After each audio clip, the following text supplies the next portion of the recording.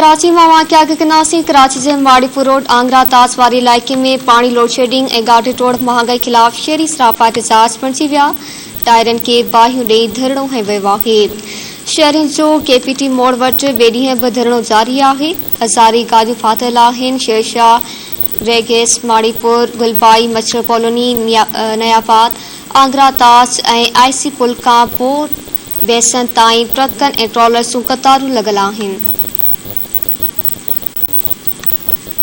इंतज़ामिया मुज़ाहिरीन विच में ॻाल्हियुनि जो ॿियो दौर बि नाकाम थी वियो। एहतजाज जो सिलसिलो जारी आहे।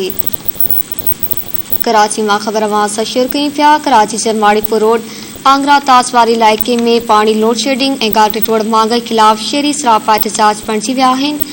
टायरनि खे बाहियूं ॾेई धरणो हंयो वियो आहे। शहरियुनि जो KPT मोड़ वटि ॿिए ॾींहं बि धरणो जारी आहे। हज़ारे गाॾियूं फाथल आहिनि। शेरशाह, माड़ीपुर, गुलबाई, मच्छर कॉलोनी, नयाबाद, आंगरा ताज ऐं IC पुल खां बोट बेसन ताईं ट्रकनि ऐं ट्रॉलर्सूं क़तारूं लॻल आहिनि। इंतज़ामिया मुज़ाहिरीन विच में ॻाल्हियुनि जो ॿियो दौर बि नाकाम थी वियो आहे, जॾहिं त एहतजाज जो सिलसिलो जारी आहे।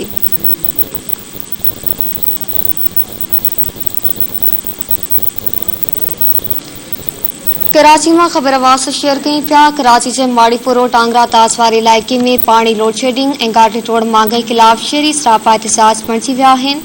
टायरनि खे बाहियूं ॾेई धरणो हंयो वियो आहे।